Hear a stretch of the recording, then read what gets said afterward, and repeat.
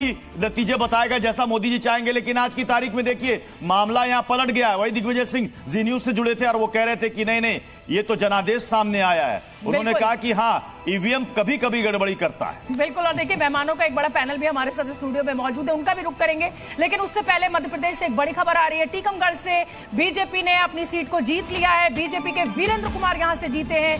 वीरेंद्र कुमार 4,03,000 वोटों से यहां से जीते हैं। तो आज का जो दिन है उसमें चाहे विपक्षी दल के हो चाहे सत्ता पक्ष के हो, कई दिग्गज हारे हैं, कई दिग्गज जीते हैं। कई का जो अंतर है जो माना जा रहा था लाखों में होगा वो उतना बड़े अंतर से नहीं जीते हैं। लेकिन हाँ बड़ी उठापटक इस 2024 के लोकसभा चुनाव के नतीजों में जरूर दिखाई दिया है। और मध्य प्रदेश की अगर हम बात करें तो 29 की 29 सीटों पर बीजेपी ने बढ़त बनाई हुई है, यानी यहां पर सुपड़ा साफ हो गया है। जो सबसे बड़ी खबर है वो छिंदवाड़ा को लेकर है प्रत्युष, क्योंकि छिंदवाड़ा को कांग्रेस का कमलनाथ का गढ़ माना जाता था। पिछली बार वहां पर उनके बेटे नकुलनाथ ने यहां पर सीट जीती थी। तब जीती थी जब उस वक्त बीजेपी की प्रचंड लहर थी। 28 सीट बीजेपी जीत चुकी थी, लेकिन उस किले को उस छिंदवाड़ा को बीजेपी हिला नहीं पाई थी। लेकिन इस बार आप देखिए कि दूसरी जगह पर जहां पर बीजेपी को बहुत उम्मीद थी वहां झटका मिला है। एमपी में कांग्रेस के उस गढ़ को भी बीजेपी ने भेद दिया है, यानी कि छिंदवाड़ा सीट भी बीजेपी के तरफ जाता हुआ दिख रहा है। और प्रत्युष यहाँ पर यह चर्चा जरूर होनी चाहिए कि अशोक गहलोत विधानसभा चुनाव हारे, लेकिन राजस्थान में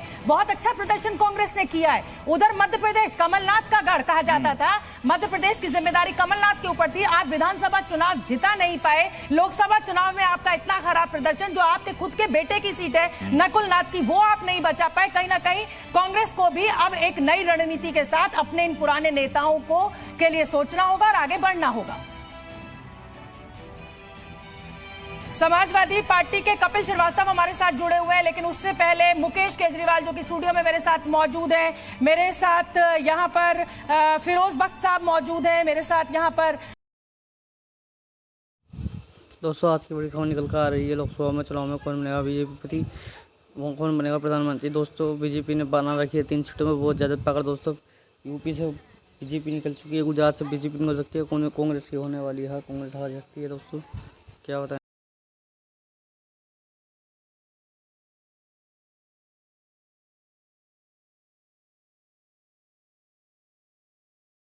देखने के लिए दोस्तों आप हमारे साथ बने रहिए। दोस्तों आज पता चल जाएगा कौन बनेगा पीएम।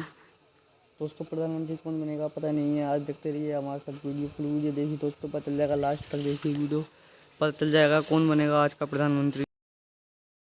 दूसरी बात आपने बात की है बयानों की। देखिए ऐसा है, एक अंग्रेजी की कहावत है everything is fair in love and war. तो मैं कहूँगा everything is fair in love, war and election. वो इस तरह के एंटी मुस्लिम बयानात आए, मैं समझता हूँ उससे परहेज करना चाहिए। कोई भी, चाहे वो साउथ में एंटी हिंदू बयान आए कि ये पार्टी बीमारी है, मच्छर है, या फिर इस तरफ से आए कि ज्यादा बच्चे देने वाले। मैं कहता हूँ कि देखिए ये जो मुल्क है, भारत पे मेरे रहमत परवरदिगार है, कृपा श्री राम की, कान्हा का प्यार है, ये स्पिरिट है हमारी। और इसी स्पिरिट से हिंदुस्तान जो है सदियों से। आपको माफी के साथ रोक रहा हूं। इस वक्त यूपी से एक बड़ी खबर सामने आ रही है सीटों को लेकर के कि कौन जीता, कौन हारा, कौन आगे, कौन पीछे। यूपी में ये देखिए तस्वीरों में, यूपी में बीजेपी और समाजवादी पार्टी की कितनी सीटें, क्योंकि यहां पर कांटे की टक्कर चल रही थी। उत्तर प्रदेश में हो गया ये आंकड़ा, समाजवादी पार्टी और बीजेपी में कांटे की टक्कर। और ये देखिए सीटें भी हम आपके सामने बता रहे हैं। 34 सीट समाजवादी पार्टी 34 सीटों पर आगे चल रही है।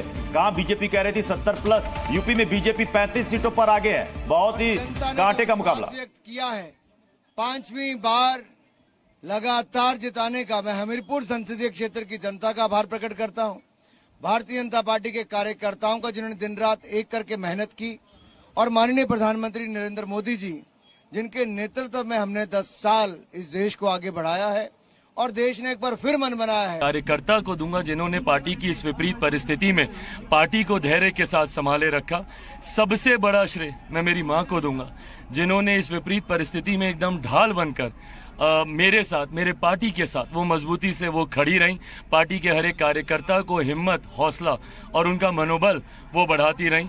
मुझे लगता है इन तमाम फैक्टर्स कलेक्टिवली रिस्पॉन्सिबल हैं कि पार्टी ने आज 100% स्ट्राइक रेट।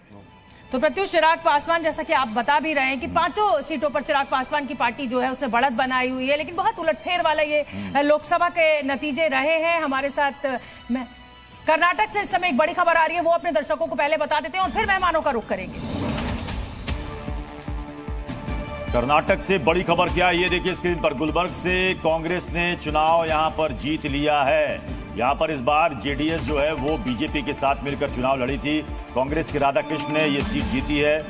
कर्नाटक से 6,52,000 का ये फासला है, इतने मतों के अंदर से उन्होंने चुनाव जीता है। हावेरी से मुख्यमंत्री मुंबई भी जीते हैं, हावेरी से जी।